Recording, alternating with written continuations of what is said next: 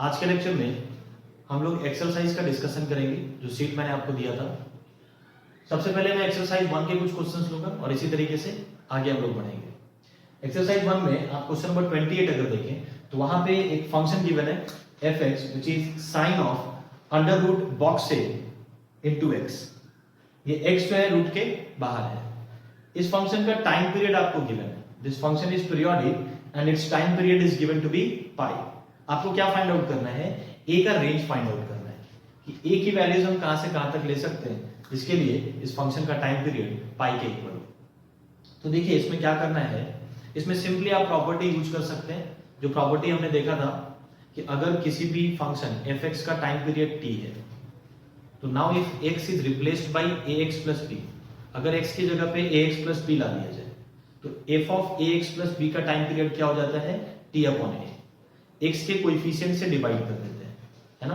तो यहां पे अगर आप देखें तो sin x एक पीरियोडिक फंक्शन है जिसका टाइम पीरियड क्या है? 2 पाई है। अब जब x की जगह पे ये चीज आप लिख रहे हैं अंडर रूट बॉक्स से इनटू x, तो टाइम पीरियड क्या हो जाएगा? 2 पाई को सिंपली इससे डिवाइड कर देना होगा। तो 2 पाई को इससे डिवाइड किया और टाइम पीरियड चूंकि पहले से पता है पाई के इक्वल है तो पाई से इक्वेट कर दिया। तो यहां से आपको एक इक्वेशन मिल जाता है। कैलकुलेशन आप देख सकते हैं, पाई को कैंसिल किया, क्रॉस मल्टीप्लाई किया तो अंडर रूट बॉक्स ए की वैल्यू आपको 2 के इक्वल मिल जाती है। तो बॉक्स ए की वैल्यू क्या हो जाएगी? 4 हो जाएगी। दोनों साइड स्क्वायरिंग कर लिए। अब बॉक्स अगर 4 के इक्वल है, बॉक्स ऑफ ए अगर 4 है तो ए की वैल्यूज कहां से कहां तक होनी चाहिए? Definitely A should lie between 4 and 5।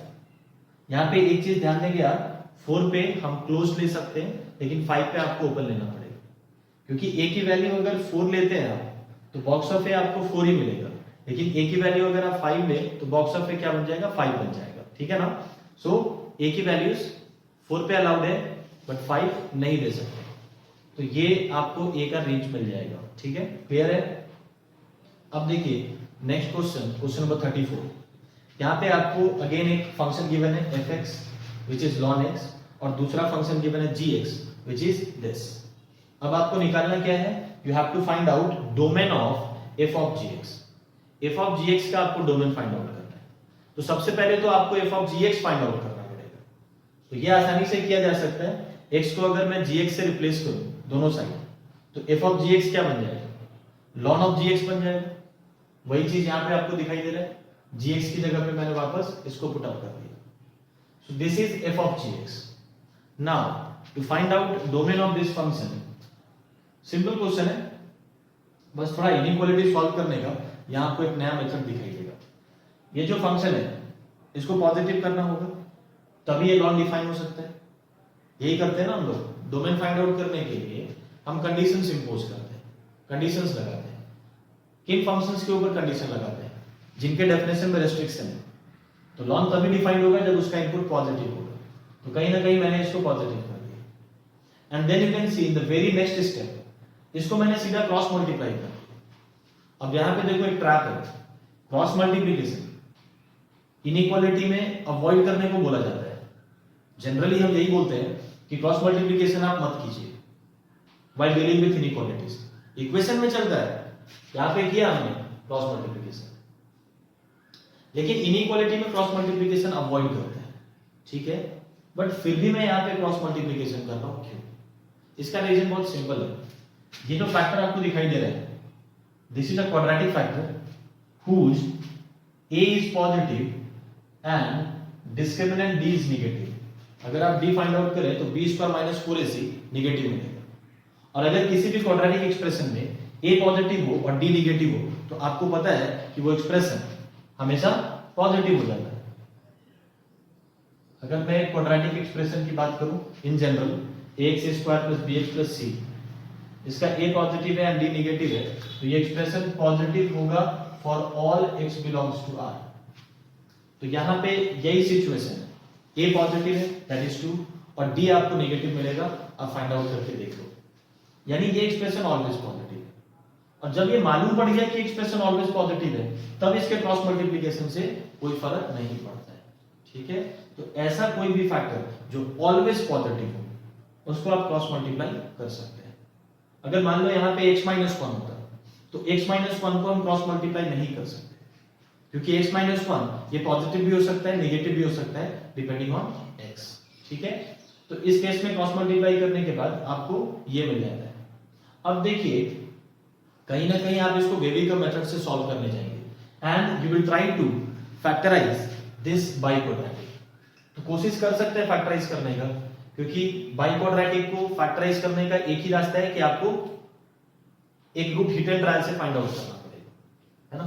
वो भी आप ट्राई करके देख सकते हैं, लेकिन इसको फैक्टराइज नहीं कर पाओगे।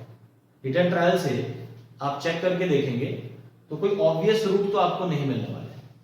तो देखिए, यहां पे कुछ नया अप्रोच मैं आपको दिखा रहा हूं। मैंने क्या किया, मैंने 3 केसेस बना लिए। इस पूरे एक्सप्रेशन को मैं कैपिटल एफ से डिनोट कर रहा हूं, है ना। बार बार इतना बड़ा एक्सप्रेशन नहीं लिखना पड़े, इसके लिए मैंने इसको कैपिटल एफ बोल दिया।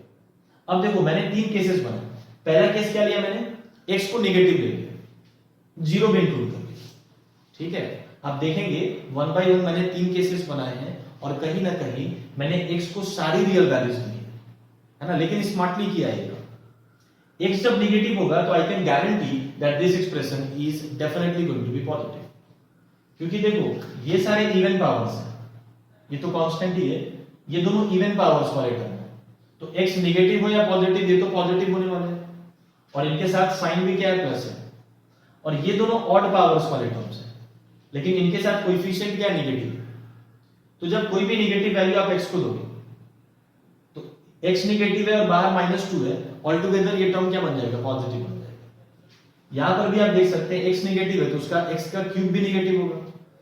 x अगर नेगेटिव है तो x का क्यूब भी नेगेटिव होगा, और बाहर एक माइनस का टर्म है तो ऑल टुगेदर ये भी पॉजिटिव बन जाएगा। यानी x नेगेटिव के केस में हम क्या देख रहे हैं, हर टर्म एक पॉजिटिव वैल्यू दे रहा है, तो उनका समेशन भी क्या मिलेगा, पॉजिटिव मिलेगा। So clearly I can say for x negative capital Fx यानी ये is clearly positive. Next case में आप देख सकते हैं, अच्छा 0 के लिए तो आप चेक ही करो, x = 0 पे it is coming out to be 2 which is positive, यानी 0 भी इस इनइक्वालिटी का सॉल्यूशन होगा। सारे नेगेटिव वैल्यूज होंगे, ये पूरा का पूरा केस आपने सेलेक्ट कर लिया एज सॉल्यूशन, क्योंकि x नेगेटिव के लिए ये पॉजिटिव मिल रहा है और x 0 के लिए भी ये पॉजिटिव मिल रहा है। देन हम बात करते हैं नेक्स्ट केस की, जब x को 1 या 1 से बड़ा लिया जा रहा है।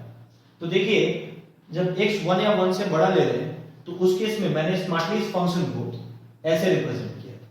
इन दोनों से x³ कॉमन लिया, x - 1 बच जाएगा। इन दोनों से x कॉमन लिया, सॉरी यहां पे x कॉमन लिया तो 3x - 2 बन जाएगा, और ये +2 एज इट इज रहने दिया। अब आप आसानी से बता सकते हैं कि अगर x 1 या 1 से बड़ा है तो ये भी पॉजिटिव होगा, ये भी पॉजिटिव होगा, तो प्रोडक्ट पॉजिटिव बनेगा। यहां पे ये भी पॉजिटिव होगा और ये भी पॉजिटिव होगा। मैं सिर्फ इस केस की बात कर रहा हूं, होगा कि नहीं होगा। 3x - 2 when x is greater than 1 definitely positive होगा। इनफैक्ट x को 1 के इक्वल करें तो भी पॉजिटिव मिलेगा। एंड देन ये तो कांस्टेंट ही है, तो कहीं ना कहीं अपने एक्सप्रेशन को, फंक्शन को इस फॉर्म में लिखने से आप आसानी से बोल सकते हैं कि ये एक्सप्रेशन डेफिनेटली पॉजिटिव होगा when x is greater than equals to। अब इन दोनों केसेस के बाद क्या बच गया बताओ, 0 और उससे छोटी वैल्यूज आपने कंसीडर कर ली, 1 और उससे बड़ी वैल्यूज आपने कंसीडर कर ली। ठीक है, अब 0 to 1 के 0 to 1 इसके अंदर अगर मैं x को लाई करूं, x इस बार 0 से 1 के बीच में लाई करूं, तो इस केस में देखिए वापस मैंने फंक्शन को कैसे एक्सप्रेस किया, x⁴ को एज इट इज रहने दिया। इन दोनों से x² कॉमन ले लेंगे तो क्या बन जाएगा, 3 - x, और इन दोनों से 2 कॉमन ले लेंगे तो क्या बन जाएगा, 1 - x। सेम एक्सप्रेशन है, लेकिन उसका रिप्रेजेंटेशन मैंने इस तरीके से रखा है कि आप आसानी से कंक्लूड कर सके कि सर x जब 0 से 1 के बीच में होगा तो ये तो पॉजिटिव होगा ही, ये भी पॉजिटिव होगा और ये भी पॉजिटिव होगा। जब तीनों पॉजिटिव हैं तो ऑल टुगेदर इनका सम भी पॉजिटिव होगा। तो मैं क्या देख रहा हूं, तीनों ही केसेस में मुझे ये एक्सप्रेशन पॉजिटिव मिल रहा है, और कहीं ना कहीं इन तीनों केसेस की मदद से आपने पूरे नंबर लाइन को कवर अप कर लिया है। तो सिंपली f(g(x) का डोमेन क्या हो जाएगा, -∞ to +∞। Okay, number 32 exercise 1। इसमें क्या गिवन है, f0 x की वैल्यू गिवन है as x/x+1।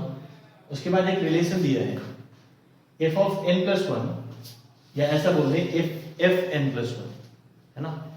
fn+1 is given to be f naught of f n, ये क्वेश्चन में गिवन है। एफ नॉट एक्स आपको दिया हुआ है, एफ एन प्लस 1 दिया हुआ है, f naught of f n for n equals 0 1 2 3, आगे कोई सा भी इंटीजर आप ले सकते हैं। अब आपको फाइंड आउट क्या करना है, एफ एन एक्स की वैल्यू फाइंड आउट करनी है कि एफ एन एक्स क्या होगा। ठीक है, तो देखिए इसमें क्या करना है बेसिकली आपको, एफ नॉट एक्स तो है ही, एफ नॉट एक्स की मदद से आप एफ वन एक्स निकाल सकते हैं। कैसे, देखो इसी डेफिनेशन को अगर मैं फॉलो करूं and if I put n at 0 here, n को अगर मैं 0 पुट कर दूं तो ये क्या बन जाएगा, f1 बन जाएगा, f1 ऑफ x इक्वल्स ये क्या बन जाएगा, f not of f not, क्योंकि n की वैल्यू मैंने क्या ली थी, 0 ली थी। तो f1 बेसिकली क्या हो जा रहा है, f not of f not के इक्वल हो जा रहा है। तो चलिए ये तो हम फाइंड आउट कर सकते हैं, ये दो फंक्शंस का कंपोजिशन है। मतलब आप ऐसा देखो कि x की जगह पे क्या रख दिया गया है, f नॉट x रख दिया गया है, तो इधर भी RHS में भी x की जगह पे मैंने क्या रख दिया, f नॉट x रख दिया, यही है ना। तो f नॉट x वापस आप क्या रख सकते हैं, x upon x plus 1 put किया, f नॉट x की जगह x upon x plus 1 put किया, सिंप्लीफाई किया, तो it is coming out to be x upon 2x plus 1। ठीक है, अब सेम इसी तरीके से आप f2x भी निकाल सकते हैं, f2 of x, f2 of x क्या हो जाएगा, सेम इस रिलेशन से अगर आप n को 1 पुट करें, इसी रिलेशन को यूज कर रहे हैं, now I am putting n as 1, तो ये f2 बन जाएगा, f2 ऑफ x, इधर क्या मिलेगा आपको, f नॉट ऑफ f1, क्योंकि n को आपने क्या लिया था, 1 लिया था। तो f नॉट ऑफ f1 कैसे निकाल सकते हैं, आप इसको ऐसे देखिए, इस बार x की जगह पे क्या रख दिया गया है, f1x रख दिया गया है, तो RHS में भी x की जगह पे हम क्या रख देंगे, f1x रख देंगे, तो ये बन जाएगा f1x अपॉन f1x प्लस 1। अब f1x की वैल्यू आप निकाल चुके हैं, x अपॉन 2x प्लस 1, इसको आप पुट कर दीजिए यहाँ पे, सिंप्लीफाई करेंगे तो आपको रिजल्ट मिलता है x अपॉन 3x प्लस 1। तो देखिए इन दोनों को फाइंड आउट करने के बाद आप चाहे तो f3x के लिए भी जा सकते हैं। f3x के लिए सिंपली आपको क्या करना पड़ेगा, n को 2 ले लेंगे, तो ये f3 बन जाएगा, और इधर क्या बन जाएगा, f not of f2, f2 की वैल्यू आपके पास है, तो वापस कंपोजिशन निकालकर f नॉट ऑफ f2, दो फंक्शन का कंपोजिशन है, f नॉट भी पता है आपको और अब f2 भी पता है, तो कंपोजिशन की मदद से आप निकाल सकते हैं f3x की वैल्यू। लेकिन क्या है, देखो इन दोनों की मदद से एक पैटर्न हमको दिख जा रहा है, f1x है तो यहाँ पे 2 दिख रहा है, डिनोमिनेटर में x का कोएफिशिएंट इससे 1 ज्यादा है, f1 था तो यहाँ पे 2 दिख रहा है, f2 है तो डिनोमिनेटर में x का कोएफिशिएंट 3 दिख रहा है। तो मैं आपसे पूछता हूं, इसी पैटर्न को फॉलो करते हुए अगर मैं fnx की बात करूं तो ये क्या बन जाएगा, x upon n plus 1 into x plus 1। ठीक है, कहीं ना कहीं फंक्शन इसी फॉर्म में दिख रहा है, बस x का कोएफिशिएंट चेंज होता जा रहा है, और वो भी हमने इन दोनों की मदद से फाइंड आउट कर लिया है कि x का कोएफिशिएंट डिनोमिनेटर में क्या मिलेगा, यहाँ पे n की जो भी वैल्यू है, if it is 1 coefficient of x in denominator is 2, if it is 2 coefficient of x in denominator is 3, so if it is n coefficient of x in denominator will be n plus 1। तो कहीं ना कहीं एक pattern को observe करते हुए आपने conclude कर दिया। ठीक है, तो ये हो गया क्वेश्चन नंबर 32। ठीक है, नेक्स्ट हम बात कर रहे हैं, ये भी एक अच्छा क्वेश्चन है, एक्सरसाइज 2 का क्वेश्चन नंबर 3। इसमें क्या गिवन है, if a function f is defined on 0 to 1 open interval, 0 to 1 एक फंक्शन डिफाइंड है। अब आपको इस डेफिनेशन का डोमेन निकालना है, ये एक नया डेफिनेशन दिया गया है, f of e power x plus f of ln mod x, इसका डोमेन क्या होगा ये आपको फाइंड आउट करना है। तो देखिए क्योंकि f का डोमेन आपको पता है, ये स्मॉल f कौन कौन सी वैल्यूज ले सकते हैं, 0 से 1 के बीच की वैल्यूज ले सकते हैं। यहाँ पे स्मॉल f को आपने इनपुट क्या दिया है, e पावर x दिया है, तो हम चाहेंगे कि e पावर x 0 से 1 के बीच में हो, ये इसके डेफिनेशन के लिए रिक्वायर्ड है। एंड अगर मैं इसके डेफिनेशन की बात करूं तो यहां पर भी स्मॉल f किस पे ऑपरेट हो रहा है, ln mod x पे, तो क्या रिक्वायर्ड होगा, ln mod x 0 से 1 के बीच में लाई करे। ये दोनों कंडीशन साइमल्टेनियसली रिक्वायर्ड है। ठीक है, इन दोनों को अगर आप सॉल्व कर ले और फिर देखिए बीच में एंड है, इसका मतलब दोनों सॉल्यूशंस का इंटरसेक्शन लेना पड़ेगा। तो अब it is all about solving this two inequalities. बहुत आसानी से सॉल्व कर सकते हैं आप। e पावर x सॉल्व आप x के लिए कर रहे हैं, याद रखिएगा हमेशा डोमेन के लिए आप क्या फाइंड आउट करते हैं, x की वैल्यूज, और वो कहां से मिलता है, इन्हीं इनइक्वालिटीज को सॉल्व करके। तो देखिए मैं ऐसा बताता हूं, इनइक्वालिटीज आपने 11th में पढ़ा होगा कि कभी भी x अगर एक्सपोनेंट में फंसा हुआ है तो log उसको आजाद कर सकता है, और log का बेस आप क्या लेंगे, वही लेंगे जो एक्सपोनेंट का बेस है, दैट इज e। तो बेस e का अगर मैं log ऑपरेट करूं, log to the base e अगर मैं ऑपरेट करूं इस इनइक्वालिटी में, तो क्या मिलेगा आपको, देखिए ln 0, log बेस e को हम ln भी बोलते हैं, ln 0 की वैल्यू वैसे तो अनडिफाइंड है, बट एनीवेज 0 पे इक्वालिटी कहां है, 0 पे ln ऑपरेट भी नहीं कर रहे हैं, 0 के जस्ट बाद वाले नंबर पे अगर आप ln ऑपरेट करें तो वैल्यू आपको क्या मिलेगी, माइनस इंफिनिटी। इसको आप यहां से देख सकते हैं, अगर मैं ln x का ग्राफ प्लॉट करूं, देखिए ग्राफ का बहुत रोल है, इस तरीके से ग्राफ बनाते हैं हम लोग ln x का, है ना। अब आपसे मैं पूछता हूं कि 0 के इमीडिएट बाद, 0 पे तो ln डिफाइंड ही नहीं, दैट इज क्वाइट क्लियर, लेकिन 0 के इमीडिएट बाद ln की वैल्यू क्या मिल रही है आपको, माइनस इंफिनिटी दिखाई दे रही है, ठीक है। ग्राफ देखना तो आता ही, किसी भी x के लिए अगर मान लो मैं पूछूं x1 पे इस फंक्शन की वैल्यू ln x की वैल्यू क्या होगी, तो आप सिंपली क्या करते हैं, यहां से एक परपेंडिकुलर डालते हैं, ग्राफ को जहां पे इंटरसेक्ट किया यहां से एक परपेंडिकुलर डाला x एक्सिस के, और जहां पे ग्राफ को इंटरसेक्ट किया इसके करस्पॉन्डिंग हमने y दे दिया, let's say that y is y1, तो मैं ये बोल सकता हूं कि x1 पे फंक्शन की वैल्यू क्या है, y1 है। यही तरीका होता है। तो अगर यही काम आप 0 के जस्ट बाद वाले वैल्यू पे देखें तो डेफिनेटली 0 के बाद आपको y की वैल्यू क्या मिलेगी, 0 के बाद वाले x के लिए, जस्ट बाद वाले x के लिए y की वैल्यू आपको माइनस इंफिनिटी मिलेगी। तो आई नो 0 पे ln डिफाइंड नहीं है, लेकिन 0 से बड़ी वैल्यूज के लिए, जस्ट बड़ी वैल्यूज के लिए ln आपको क्या देगा, माइनस इंफिनिटी। अगेन इस पे ln ऑपरेट करेंगे तो बाय प्रॉपर्टी ये x बन जाएगा, log बेस e, अगर e पावर x पे ऑपरेट करोगे तो क्या मिलेगा, x मिलेगा, और ln 1 क्या हो जाएगा, 1 पे आप log किसी भी बेस का ऑपरेट करते हो तो 0 ही मिलता है। तो यहां से x की वैल्यू आपको मिल गई माइनस इंफिनिटी से 0। इसकी अगर बात करें, इसको भी x के लिए सॉल्व करना है तो ln को हटाना पड़ेगा, ln को हटाएंगे तो एक्सपोनेंट क्रिएट होगा, log का बेस e है तो e पावर 0 और e पावर 1 यहां पे बन जाएगा। और एक और बात मैं बता दूं, जब भी बेस 1 से बड़ा है साइन ऑफ इनइक्वालिटी पे कोई फर्क नहीं पड़ता है, log के केस में भी एप्लीकेबल है और एक्सपोनेंट के केस में भी। यहां पर भी बेस क्या था, e था, एक्सपोनेंट का बेस क्या था, e था। तो ऐसे केसेस में जब बेस 1 से बड़ा है साइन ऑफ इनइक्वालिटी इफेक्ट नहीं होता है। एनीवेज अगर मैं इसकी बात करूं, ln को हटाएंगे तो एक्सपोनेंट क्रिएट होगा, ये बन जाएगा e पावर 01 लेस देन ये क्या बन जाएगा, mod x बन जाएगा, ln हट जाएगा, ये क्या बन जाएगा, e to the power 1 that is e। तो mod x की वैल्यू 1 से e के बीच में मिल रही है, तो आई कैन स्ट्रेट अवे से कि x की वैल्यू क्या होगी, 1 से e के बीच में हो सकती है, या फिर यूनियन माइनस e से माइनस 1 के बीच में हो सकती है ना। अगर आप इस तरीके से डायरेक्ट नहीं लिख सकते, देन इन दैट केस आपको इन दोनों इनइक्वालिटी को अलग अलग डील करना होगा। एक बार mod x ग्रेटर देन 1 इसको सॉल्व करेंगे, एंड दूसरा mod x less then e, इन दोनों को सॉल्व करके देखो, और उसके बाद इन दोनों का इंटरसेक्शन लेना होगा। इस इनइक्वालिटी को अगर आप रीड करें तो कैसे रीड करेंगे, mod x ग्रेटर देन 1 होना चाहिए एंड लेस देन e होना चाहिए, ठीक है। तो कहीं ना कहीं इन दोनों को अलग अलग भी सॉल्व करके उनका इंटरसेक्शन लिया जा सकता है। तो ये रिजल्ट्स तो आपको याद होने चाहिए। mod ग्रेटर देन 1 इसका मतलब है x माइनस इंफिनिटी से माइनस 1 होगा, यूनियन 1 से इंफिनिटी होगा। mod x greater than a इसका सॉल्यूशन हम लोग याद रखने को बोलते हैं, when a is a positive number. mod x greater than a इसका सॉल्यूशन आपको डायरेक्ट याद रखना चाहिए, when a is a positive number. क्या हो जाता है, माइनस इंफिनिटी से माइनस a, यूनियन 1 a से इंफिनिटी। यहाँ पे a की वैल्यू 1 है तो मैंने a को 1 रख दिया।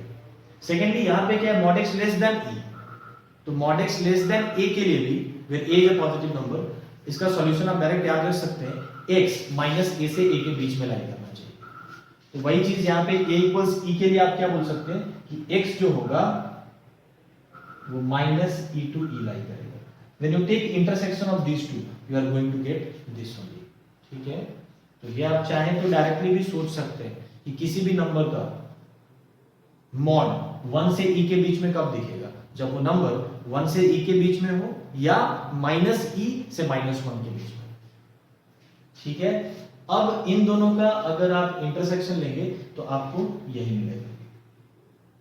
ये तो सीधा सीधा आप रूल आउट कर सकते हैं क्योंकि इसमें पॉजिटिव कुछ है ही नहीं, इसमें सारे नेगेटिव वैल्यूज हैं और ये पूरा का पूरा इंटरवल पॉजिटिव है, तो इसको सीधा नेग्लेक्ट किया और ये पूरा का पूरा नेगेटिव इंटरवल है, इसमें जरूर कॉमन होगा, तो इन दोनों का इंटरसेक्शन आप स्ट्रेट अवे इस तरीके से लिख सकते हैं। देखो ये छोटी छोटी चीजें हैं, लेकिन इस पे अगर आप कमांड बना लेंगे तो टाइम आपका सेव होगा। ओके, देखो अब नेक्स्ट क्वेश्चन में ये फंक्शन गिवन है, इसके दो डेफिनेशंस हैं। 2x + 3 when x is less than equals to 1। दो अलग अलग इंटरवल्स में इसके दो डेफिनेशंस हैं। x less than equals to 1 के लिए ये 2x + 3 की तरह बिहेव करेगा और x ग्रेटर देन 1 के लिए it behaves as a² x + 1। अब आपको क्या बताना है, आपको a की वैल्यूज फाइंड आउट करनी है for which this function is injective. Injective का मतलब क्या होता है, 1 1। तो देखिए फंक्शन को 1 1 प्रूव करने के लिए कोई भी फंक्शन 1 1 है या नहीं, ठीक है, 1 1 है या मेनी 1 है, इसके लिए क्या करना होता है, एक तो मेथड मैंने आपको बताया था जो आप स्कूल एग्जाम में बेसिकली यूज करते हैं। उस मेथड से कंपैरेटिव लेवल के क्वेश्चन को डील करना ऑलमोस्ट इम्पॉसिबल है। उसमें मैंने आपको बताया था कि हम क्या करते हैं, जैसे मान लो कोई भी एक फंक्शन गिवन है x3, ठीक है, अब आपको चेक करना है वेदर इट इज 1 1 और नॉट। तो मैंने आपको बताया कि x1 और x2 दो आर्बिट्ररी एलिमेंट्स आप ले लीजिए from the domain set. x1 x2 are two arbitrary elements from the domain set, ठीक है, such that f of x1 is equals to f of x2। मतलब मैं यहां पे फंक्शन को कहीं ना कहीं मेनी 1 मान के चल पाऊंगा। x1 x2 डोमेन सेट की दो वैल्यूज हैं जिसके लिए फंक्शन को मैंने सेम बता दिया, यानी दो डिफरेंट x की वैल्यूज के लिए आपको फंक्शन सेम वैल्यू दे रहा है, तो इसका मतलब है कि फंक्शन मेनी 1 होगा। बट जब आप इसके साथ इस इक्वेशन को सॉल्व करते हुए आगे बढ़ेंगे, f of x1 का मतलब क्या है, x1 cube, f of x2 का मतलब क्या है, x2 क्यूब। इसको सॉल्व करोगे और फाइनली आपको दिखाई देगा कि आपने क्या कंक्लूड कर दिया, x1 is equal to x2। क्या मतलब है इसका, कि ये जो x1 x2 आपने दो वैल्यूज लिए थे, they are not different, actually they are same. तो now it can be said, अब ये बोला जा सकता है कि ये फंक्शन डेफिनेटली क्या होगा, 1 1 होगा। तो एक तो ये तरीका है कि x1 x2 दो एलिमेंट्स लिए डोमेन सेट से जिसपे f of x1 f of x2 को ऑलरेडी इक्वल मान लिया है, एंड देन उस इक्वेशन को सॉल्व करके अगर आपने ये कंक्लूजन निकाल दिया तो इसका मतलब है कि फंक्शन 1 1 होगा। बट अगर आप कंपैरेटिव लेवल की बात करें तो वहां पे 1 1 के लिए सबसे अच्छा तरीका क्या होता है कि आप फंक्शन के ग्राफ को प्लॉट कर दीजिए, क्योंकि ग्राफ से आप आसानी से बता सकते हैं। क्या बताया था मैंने, अगर किसी भी फंक्शन के ग्राफ को आप एक आर्बिट्ररी हॉरिजॉन्टल लाइन से इंटरसेक्ट करें, कैसा भी हॉरिजॉन्टल लाइन आप ले सकते हैं, कोई सा भी, अगर वो हॉरिजॉन्टल लाइन ग्राफ को दो या दो से अधिक पॉइंट्स पे इंटरसेक्ट करता है, then that function is minimum. दो या दो से अधिक पॉइंट पे इंटरसेक्ट कर रहा है तो मिनिमम, अदरवाइज इट इज 1। जैसे एग्जांपल के तौर पे आप ले सकते हैं y = x² का अगर आप ग्राफ देखें, मिनिमम होगा, यही है ना x² का ग्राफ, ये डेफिनेटली मिनिमम होगा, बिकॉज मैं एक arbitrary line, horizontal arbitrary line मैं ले सकता हूं जो इस ग्राफ को दो पॉइंट्स पे इंटरसेक्ट करेगा, so definitely it is minimum. वहीं अगर मैं y = e⁻x, ये जो ग्राफ है ऐसा होता है।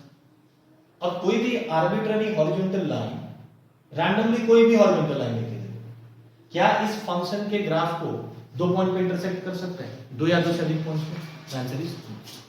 तो ये तरीका आपको कंपैरेटिव एग्जाम में ज्यादा हेल्प करेगा, ठीक है। तो चलिए अगर मैं इस क्वेश्चन की बात करूं तो इसको हम लोग प्लॉट करने जाएंगे। 2x प्लस 3 का प्लॉट आप आसानी से कर सकते हैं। ये एक लाइन है, लाइन को प्लॉट करने के लिए तो मैं यही बोलता हूं कि आप x की 2 वैल्यूज ले लो, उसके करस्पॉन्डिंग y निकालो। जब 2 पॉइंट्स मिल जाएंगे तो लाइन भी मिल ही जाएगी। तो सबसे पहले मैंने x को 1 लिया, तो y की वैल्यू क्या मिल जा रही है 5, यानी 1,5 इस लाइन के ऊपर लाइन करेगा। दूसरा x का वैल्यू ले लो, यहां से ही लेना है, x 1 या 1 से छोटा होना चाहिए। तो दूसरा x का वैल्यू मैंने ले लिया 0, तो y क्या बन जाएगा 3, यानी 0,3 ये वाला नंबर, ये भी इस लाइन पर लाई करेगा। ये मिल गया आपको। इसके बियॉन्ड नहीं जाना है, 1 के आगे नहीं जा सकते, क्योंकि ये डेफिनेशन 1 तक ही वर्क करेगा। 1 के बाद ये वाला डेफिनेशन वर्क करेगा।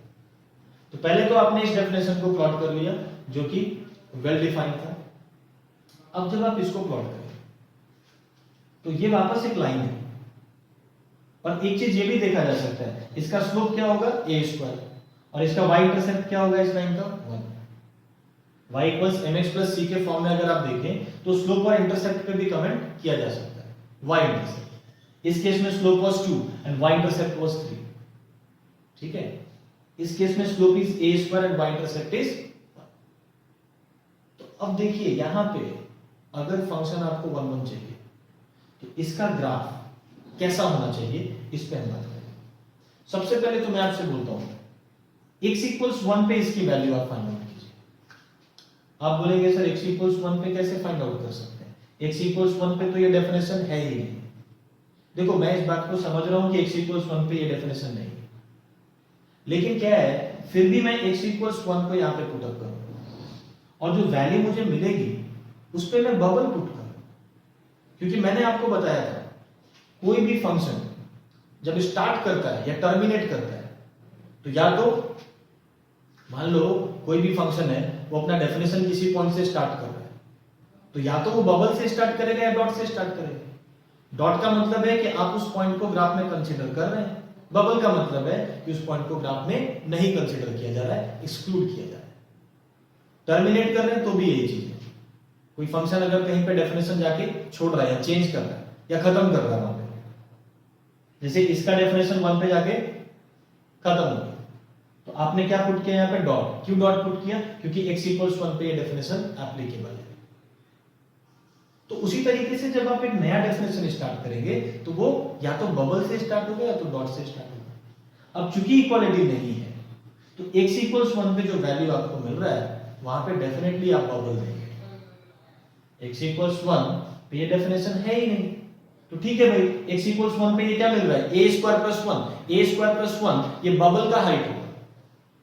x इक्वल्स 1 पे a² प्लस 1, अच्छा मान लो कि a² प्लस 1 की वैल्यू 5 से छोटी है, क्योंकि जब तक a नहीं पता है तब तक a² प्लस 1 पे कमेंट नहीं कर सकते। लेकिन अगर मैंने ये मान लिया कि a² प्लस 1 5 से छोटा है, यहीं से स्टार्ट होगा आपका डेफिनेशन, ये वाला बबल से। स्लोप पॉजिटिव है, पॉजिटिव स्लोप का मतलब है पॉजिटिव x के डायरेक्शन से ये लाइन हमेशा अक्यूट एंगल बनाना चाहिए। तो एक पॉजिटिव स्लोप का लाइन मैंने इस तरीके से बना दिया। थोड़ा कम पॉजिटिव भी ले सकते हैं, स्लोप थोड़ा कम भी कर सकते हैं, बड़ा भी कर सकते हैं, वो a पे डिपेंड करेगा। मेरा इंटेंट बस इससे है कि पॉजिटिव होगा, तो यहां से एक पॉजिटिव स्लोप वाला लाइन मैंने बना दिया। देखो बबल से स्टार्ट कर, ठीक है। ये सब चीजें कभी भी परेशान नहीं करनी चाहिए कि सर इक्वालिटी नहीं है, क्या कर रहा हूं। अरे भाई बबल देंगे वहां पे, a² प्लस 1 पे मैं डॉट नहीं दूंगा, डॉट 5 पे पड़ चुका है क्योंकि x इक्वल्स 1 पे डेफिनेशन 2x प्लस 3 था। लेकिन जो बबल है उसको कहां प्लेस करना होगा, a² प्लस 1 जो बबल के करस्पॉन्डिंग y की वैल्यू है। इस बबल के करस्पॉन्डिंग y क्या है, यही तो a² प्लस 1। इसको कहां प्लेस करें, 5 के नीचे या 5 के ऊपर, 5 के नीचे या 5 से ऊपर, या 5 पे ही रख दें, ये भी एक पॉसिबिलिटी। तीनों पॉसिबिलिटी को कंसीडर करना होगा। तो अगर इस बबल को आपने 5 से छोटा रखा तो डेफिनेटली ये फंक्शन 1 1 नहीं हो सकता, बिकॉज इस केस में मैं एक ऐसा हॉरिजॉन्टल लाइन बना सकता हूं जो ग्राफ को 2 पॉइंट्स पे इंटरसेक्ट करेगा। एक भी ऐसा लाइन अगर मिल गया हॉरिजॉन्टल लाइन जो ग्राफ को 2 या 2 से अधिक पॉइंट्स पे इंटरसेक्ट कर रहा है, then it is not bubble. तो इस केस में ये 1 1 नहीं होगा। एक दूसरा केस अगर मैं बना के दिखाऊं, इफ सपोज 1 पे 5, ये 1 से पहले वाला डेफिनेशन, यहां पे डॉट होगा। अब अगर मैंने बबल को 5 से ऊपर ले लिया और यहां से पॉजिटिव स्लोप का एक लाइन स्टार्ट कर दिया इस तरीके से, तो ये डेफिनेटली 1 होगा, आप देख सकते हैं। और फिर एक तीसरा केस आप ले लीजिए, उसको मैं ड्रॉ नहीं कर रहा हूं, दिमाग में सोचो या ड्रॉ कर ही देते हैं। 1 पे 5 है, ऐसा कुछ। अब अगर मैंने बबल को डॉट के साथ कोइंसाइड करा, मतलब जहां पे इसने डेफिनेशन छोड़ा वहीं से अगला डेफिनेशन पिक कर लिया, तो ये बबल इसके साथ कोइंसाइड कर जाएगा। बबल और डॉट कोइंसाइड करेगा तो क्या दिखाई देगा? डॉट ही दिखाई देगा। और यहां से पॉजिटिव स्लोप का एक लाइन बना दीजिए, कोई भी पॉजिटिव स्लोप। इसके पहले 2 है स्लोप, पॉजिटिव है लेकिन 2 है, वो डेफिनेट कर रहा है। लेकिन यहां पे ये वाला स्लोप वैसे आप निकाल सकते हैं, क्योंकि इस केस में आप a स्क्वायर प्लस 1 को 5 के इक्वल कर रहे हैं कहीं ना कहीं। बबल का हाइट क्या है? हाइट मतलब y की वैल्यू, y कोऑर्डिनेट। बबल का हाइट है a स्क्वायर प्लस 1, उसको आप क्या कर रहे हैं? 5 के इक्वल कर रहे हैं, तो वहां से स्लोप आपको 2 ही मिलेगा। a स्क्वायर प्लस 1 को 5 करेंगे तो a की वैल्यू आपको क्या मिल जाएगी?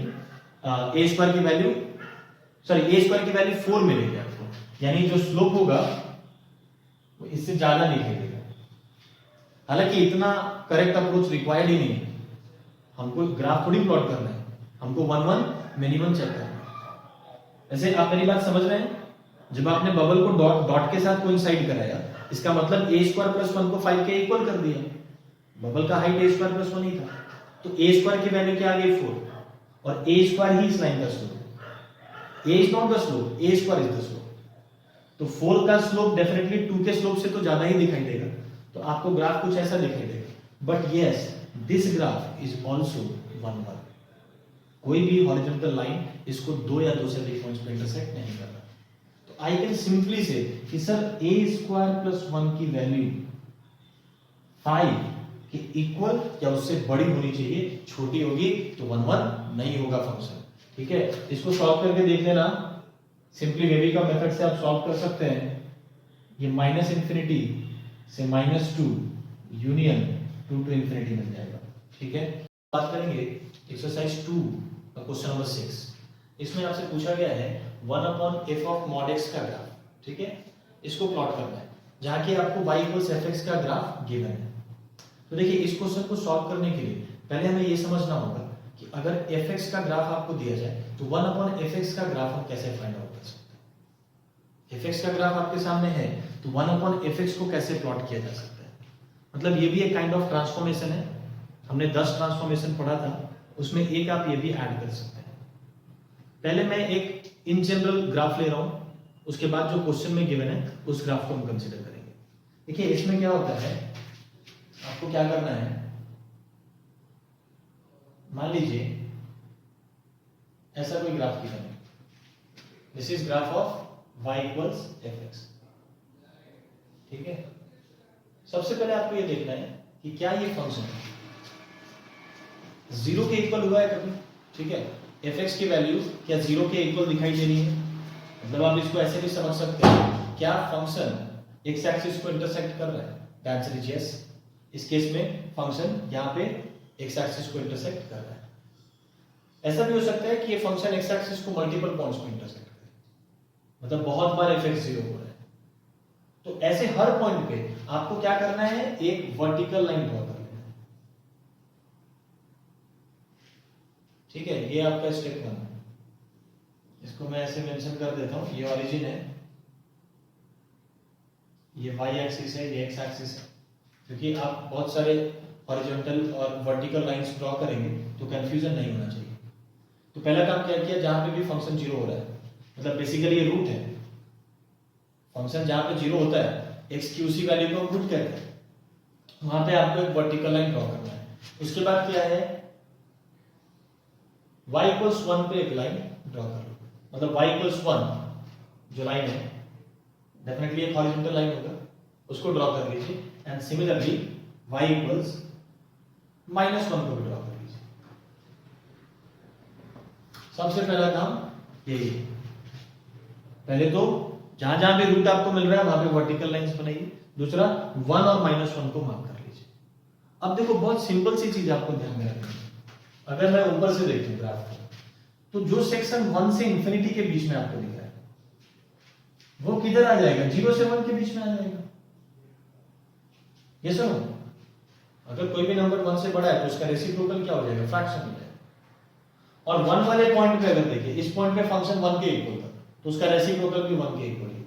तो इसको आप पकड़ लीजिए। चलिए 1/fx का ग्राफ में ब्लैक लाइन से रिप्रेजेंट करूंगा, ठीक है? तो ये जो पार्ट है जो 1 के ऊपर था, इसके करस्पॉन्डिंग 1/fx कैसे आ जाएगा? ऐसा आ जाएगा 0 से 1 के बीच में। सिमिलरली अब नेक्स्ट कौन सा सेक्शन लेना है आपको? 0 to 1 वाला सेक्शन। ये 0 to 1 वाला सेक्शन है, ठीक है? इसका रेसिप्रोकल किधर चला जाएगा? 1 to इंफिनिटी चला जाएगा। ऐसे समझ सकते हैं 0 to 1 में अगर आपको ग्राफ का सेक्शन दिख रहा है तो इसका रेसिप्रोकल किधर दिखाई देगा आपको? 1 to इंफिनिटी। भाई सिंपल सी बात है, अगर कोई भी फ्रैक्शन उसका रेसिप्रोकल क्या होगा? 1 से बड़ा होगा, ठीक है? ये वाला पॉइंट तो कॉमन होने वाला है, fx पे भी होगा 1/fx पे भी होगा। क्यों भाई? क्योंकि वहां पे फंक्शन 1 के इक्वल है, 1 का रेसिप्रोकल तो 1 ही होता है। तो ये वाला जो पार्ट है इसको 1 से इंफिनिटी के बीच में दिखाना है, इसको कॉमन रखते हुए इसको कहीं ना कहीं इस तरीके से आप बढ़ा देंगे और ये इंफिनिटी की तरफ चला जाएगा। I hope I am clear. 0 से 1 के बीच में जो ग्राफ का सेक्शन दिख रहा था वो अब 1 से इंफिनिटी के बीच में दिखाई देने लगेगा। क्लियर है?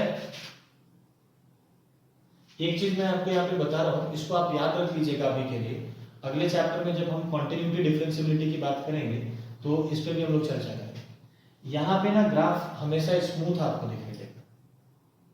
जैसे बहुत लोग क्या है, कॉर्नर बना देते हैं। जैसे मान लो यहां से ऐसे आया और फिर यहां से ऐसे निकाल दिए, तो ये कॉर्नर बन गया ना। इस तरह का फॉर्मेशन नहीं होगा, मैं बता दूं, स्मूथ होगा 100%, ठीक है? चलिए तो 1 to इंफिनिटी 0 to 1 आ गया। 0 to 1 वाला सेक्शन 1 to इंफिनिटी में दिखाई दे रहा है। अब नेक्स्ट आ जाइए, ये जो सेक्शन है -1 से 0 के बीच में, तो -1 से 0 के बीच का जो पार्ट है वो किधर चला जाएगा? ये चला जाएगा -इंफिनिटी से -1। बहुत सिंपल है समझना। ये स्टिल फ्रैक्शन है लेकिन नेगेटिव है, ये सारे नंबर्स नेगेटिव है, तो उसका रेसिप्रोकल भी नेगेटिव होगा लेकिन 1 से बड़ा हो जाएगा। फ्रैक्शन का रेसिप्रोकल 1 से बड़ा हो जाएगा। और इस बार आप किस पॉइंट को पकड़ सकते हैं? -1 वाले को। ये वो पॉइंट है जहां पे fx -1, ये दोनों पे सेम ही होने वाला है। अगर fx -1 है तो 1/fx भी -1 ही होगा। तो इस पॉइंट को पकड़ लीजिए। और ये वाला जो ग्राफ का सेक्शन है -1 से 0 के बीच में, ये कैसा दिखाई देने लगेगा? ऐसा, -इंफिनिटी से -1 के बीच में। बहुत सिंपल है इस बात को समझना। एंड देन फाइनली आपको कौन सा इंटरवल देखना है? -इंफिनिटी से -1 वाला।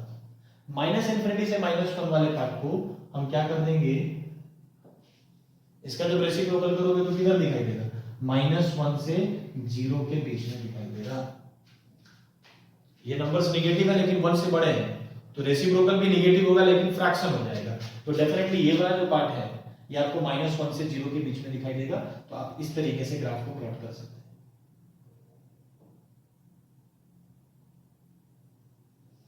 ये जो ब्लैक लाइन आपको दिख रहा है, ये जो ब्लैक लाइन है ये 1/fx का ग्राफ है।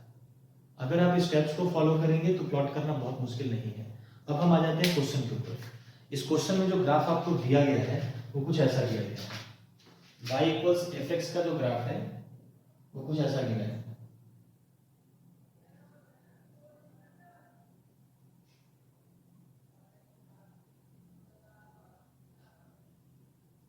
ऐसा है ग्राफ,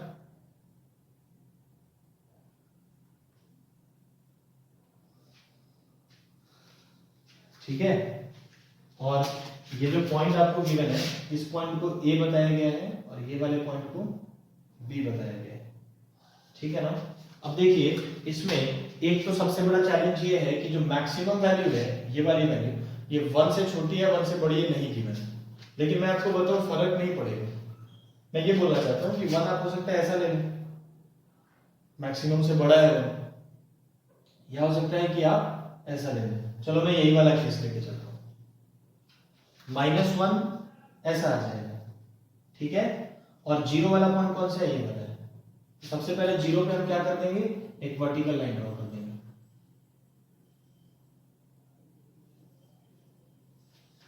ठीक है। ये समझ में आ रहा है। एक काम करो, ग्राफ को थोड़ा सा बड़ा कर देता हूं मैं, इसमें मैं ही कंफ्यूज हो जाऊंगा।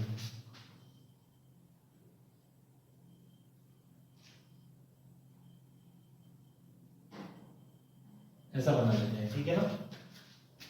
ये 1 हो गया, ये -1 हो गया, ये A है और ये B है।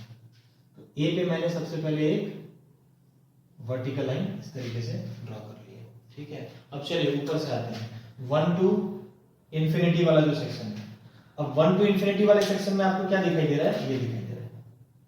ये टेक्निकली इंफिनिटी तक तो जा नहीं रहा है, लेकिन इतना तो मैं बोल ही सकता हूं कि ये जो ग्राफ का सेक्शन है 1 से बड़ा है। तो अगर ये 1 से बड़ा है तो इसका रेसिप्रोकल 0 से 1 के बीच में दिखाई देगा, यानी ये जो चीज है ये ऐसी हो जाएगी।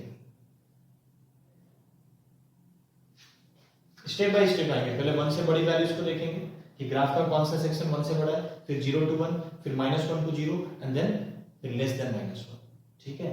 तो 1 से बड़ी हमको फंक्शन का कौन सा सेक्शन 1 से बड़ा दिख रहा है, ये वाला। तो इसका रेसिप्रोकल किस में आ जाएगा, 0 से 1 के बीच में, ऐसा कुछ दिखाई देगा। और ये दोनों पॉइंट्स कॉमन होंगे क्योंकि इन पॉइंट्स पे फंक्शन क्या है, 1 के इक्वल।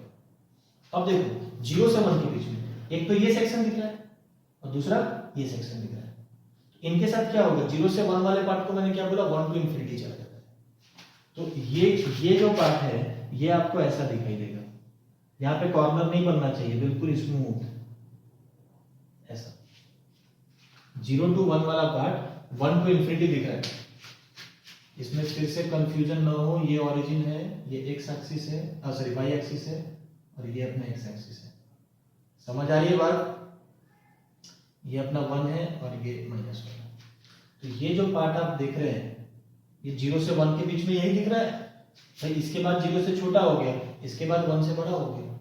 ये बहुत मुश्किल नहीं है, बस थोड़ा सा दिमाग आपको फोकस्ड रखना होगा।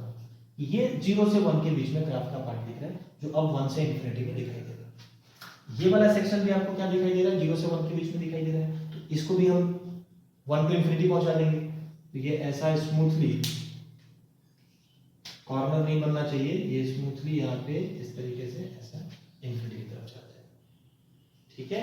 अब 0 to 1 वाला हो गया, -1 to 0 सर ये वाला सेक्शन दिख रहा है, ये काम हो जाएगा। -1 वाले को सेम रखना है, -1 वाले को सेम रखना है। -1 to 0 काम हो जाता है -इंफिनिटी से -1, ऐसा कुछ बन जाएगा।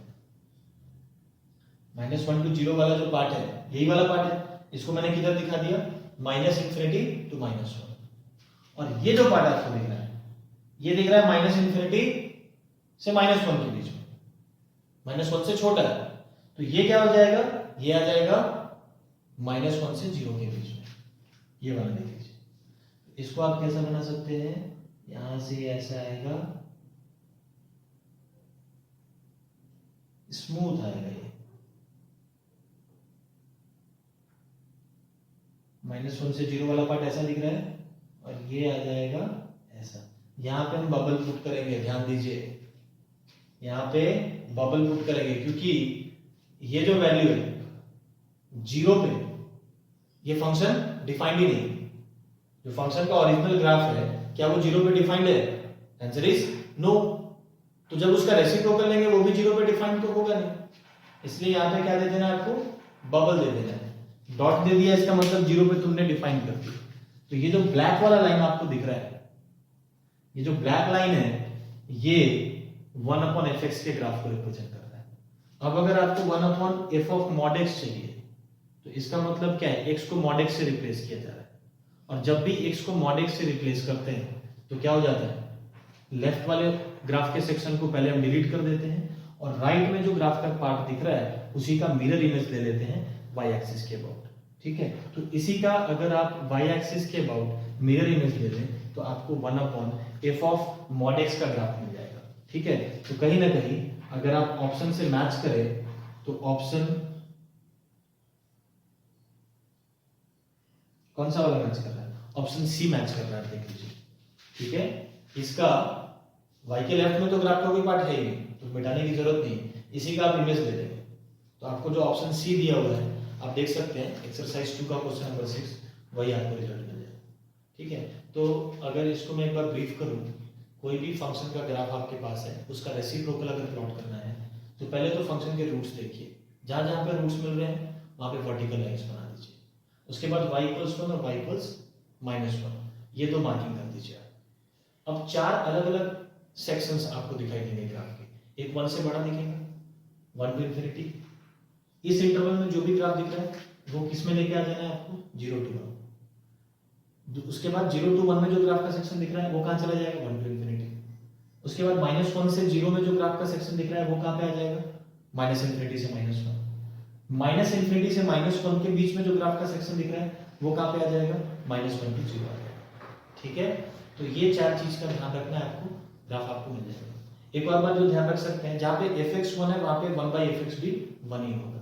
उन पॉइंट्स को आप मतलब पकड़ के चल सकते हैं, वो दोनों में कॉमन होने वाले हैं। जैसे ये वाला पॉइंट देखो, fx यहाँ पे 1 हो रहा था, ये वाला पॉइंट देखो fx -1 हो रहा था।